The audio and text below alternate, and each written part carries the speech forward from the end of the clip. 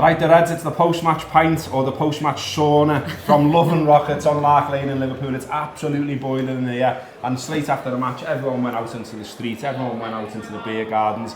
But we're in here, toiling away, talking about the mighty Reds, because that's what we do.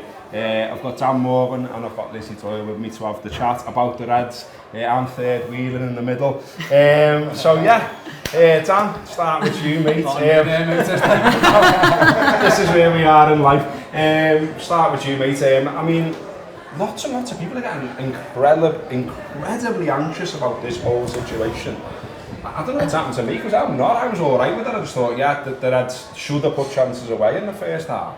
But it was still pretty comfortable. Cardiff weren't really causing us any problems. And it was a sort of a pattern you'd seen before, where you just kind of thought they'll burn themselves out, we'll be all right, and they burned themselves out and we were all right. Yeah, and I think you can see that from the first 10, and it might have to go that way. Obviously, we're not going to get into things like pitches and stuff like that, because obviously that's not allowed, but you know, you can see how slow it is first half. You can see that Cardiff are putting everything into that first half, and eventually that's going to work. I think it's telling that we hold off on the substitutions. You know, you think he's probably thinking, the manager there, can we go and win it in the last 15 if we need to? Well, yeah, because we've done it at Southampton, we've done it at Burnley, you know, we proved it time and time again this season that we can go and do it. And I think just because, like you say, Gareth, obviously of the bigger picture, people are wanting it done the minute the game kicks off. Yeah. Just to appease their own nerves, their own anxieties, if you like, and that's fine, because we're all different and we all approach this a different way. We've done the job.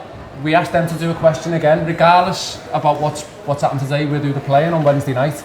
They've got to go and do a job, and I think that's one thing we're forgetting here. Man City aren't being asked to win games of football by virtue. They're doing it because Liverpool are winning. Yeah. If Liverpool don't win, it doesn't matter what City do.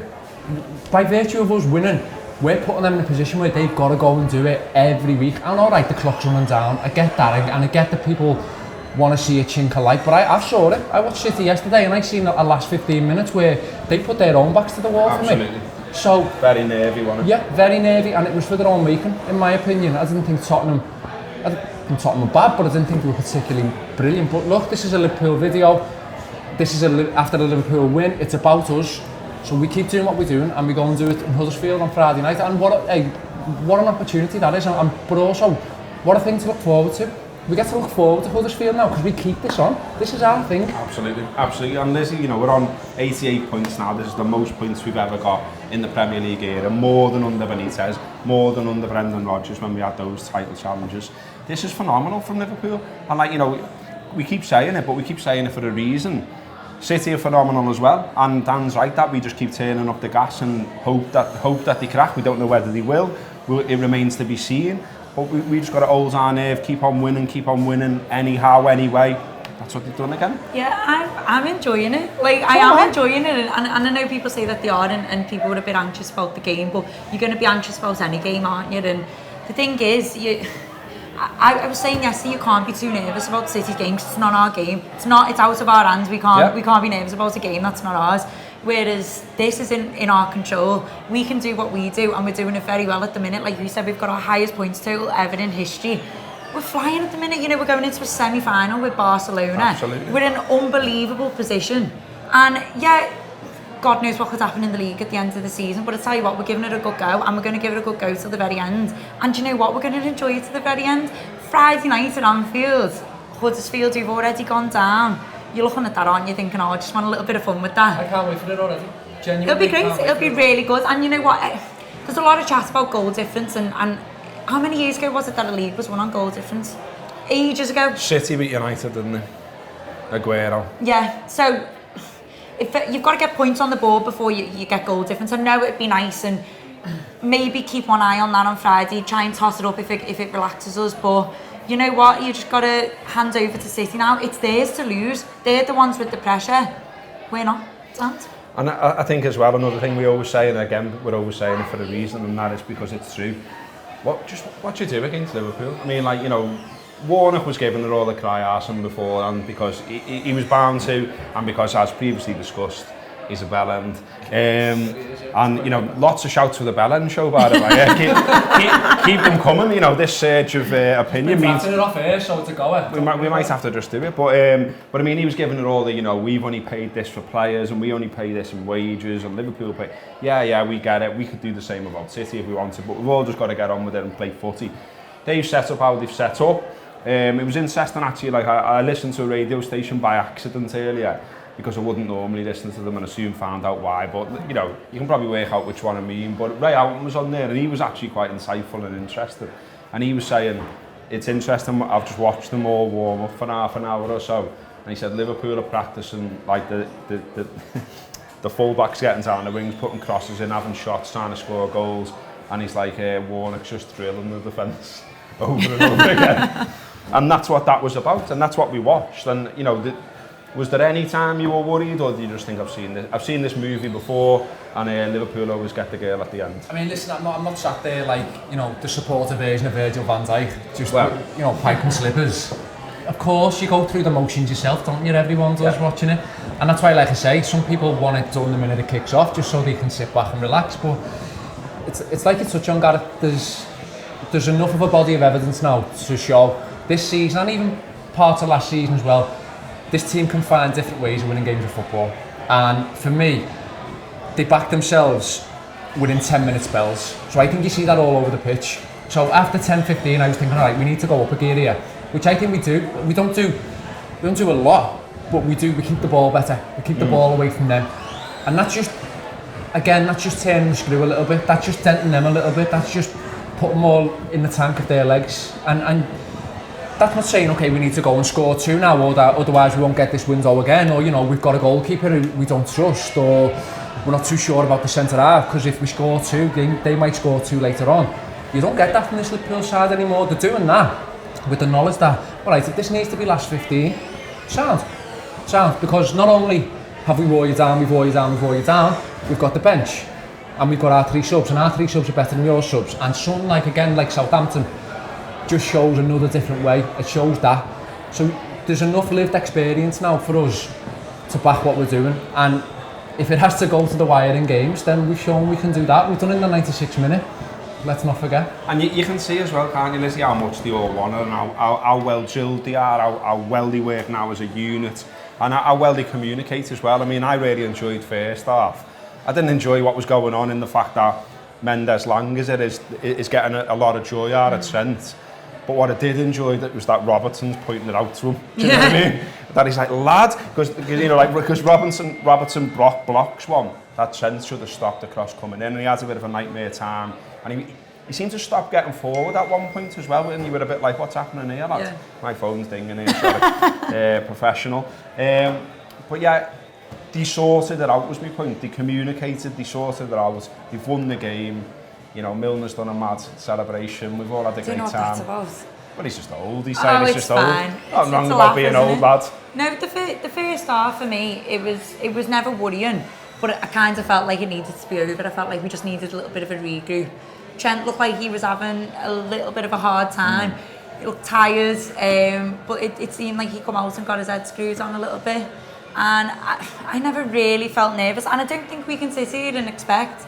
You know, and I know Cardiff are shite, but like they are still fighting for the lives. They were going to come out all guns blazing, and it worked in Liverpool's favour because they absolutely tired out by 55, 60. So we expected them to have a go, because as you would, they're on home turf as well. They've got Neil Warnock who will be rallying them up. They're fighting for the lives, stay up in the Premiership, and other than that one mad chance that they had where he decided that he wasn't going to score a free header. I mean, obviously that's the FA wanting Liverpool to win, isn't it? That's all the corruption. It's all there for you if you want to see it. Open goal. I'll just add this with me back. Well in that. But no, there was no nerves on Liverpool's part, and Liverpool's game this season has been managed, and I think Dan Drake, it's in stages.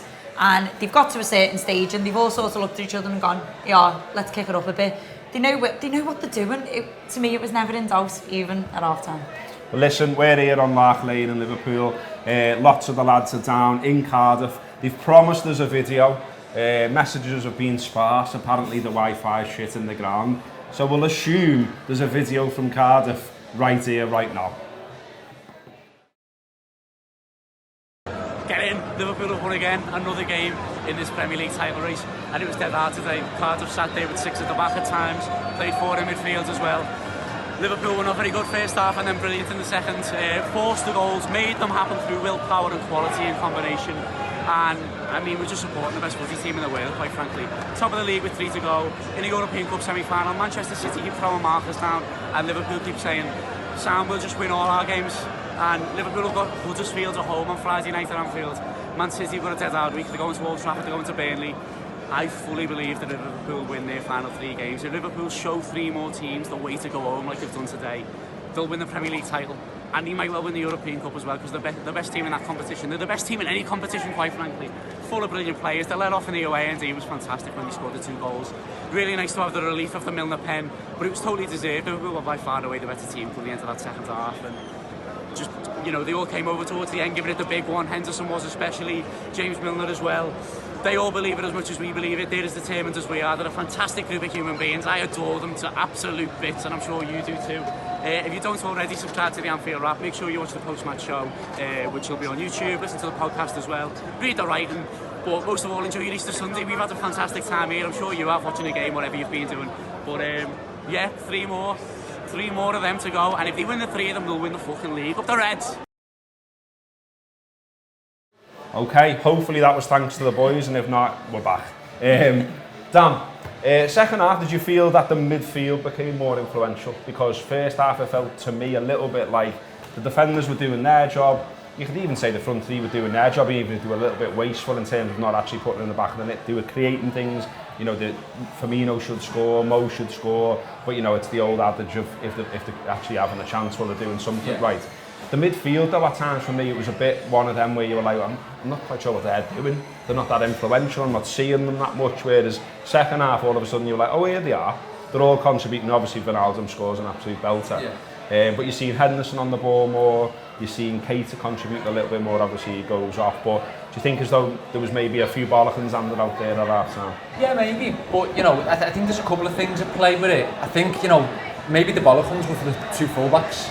Because, you know, we often note in different shows on the Anfield Wrap just how pivotal the fullbacks are to how the midfielders are. You know, if they're 5% off it, if the pass is just behind the midfielder when it's coming into him, if the midfielders getting themselves into positions in what Klopp calls the half spaces and he's not getting the ball when the fullbacks got it, then it can all look a little bit off kilter in midfield. Whereas oh, I really wish you could have seen that. A fella's just rode a bike down Mark Lane with a dog dressed up in a basket and a huge Liverpool flag on the back. Fair fucking play to him, he's enjoyed that win. Get him in here to show him. It's mad. Come in, lad!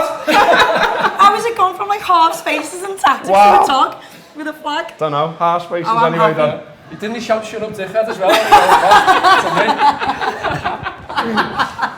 Amazing. So, yeah. I mean, I think the other thing that happens as well clearly in the game is, like Lizzie's referenced quite rightly, Cardiff just drop by 50. They're just near enough camped in their own box, and then the space opens up a little bit. So, by virtue of how hot the day is, you know, how rampant Cardiff are in the first half an hour, it's not going to happen for you. I thought Keita was really good though, to be honest. I thought he'd done the right things at the right time. Thought he played in that position that he's taken up on that left side really well. You know, I think what you've seen from him today a little bit was what you've seen on the YouTube reels and stuff, their ability to just almost go past the player in first gear, just stand them up and just go, I'm just going past you here. Yeah. And I liked him for that, and I think he's grown into it a little bit more. And the other lads, you know, they've done well enough. Shame what happened with Fabinho, obviously, because the plan is then Fabinho, and I think maybe Milner might have come on for a full back then. But by virtue of that, Milner comes on, does really well, scores the pen. So again, the squad, the bench wins out as much as anything else on the day. It's good. Did you think, what did you make of Henderson today? Because he's been getting a lot of praise lately. He's been joining in a lot. He's been more advanced. He's talked about why that is and all the rest of it. I thought he went a little bit old, Henderson, for a bit today. That shot the shot was really bad. It was like, use your laces, like, come on. He had about 5 in the first half. Yeah, I was going to say, first half, to me, it did look like old Henderson. It looked like the Henderson that sort of panicked whenever he got close to the box. And it was like, his decision-making wasn't what... I know he's the professional footballer playing football, but we're the ones screaming, give it here, give it there. And he didn't seem to be doing any of that. He wasn't bad. but he just wasn't as good as what he'd been. And I think maybe it's down to the midfield three. I think Keita was a little bit more advanced. I think he took up that responsibility. But you know what?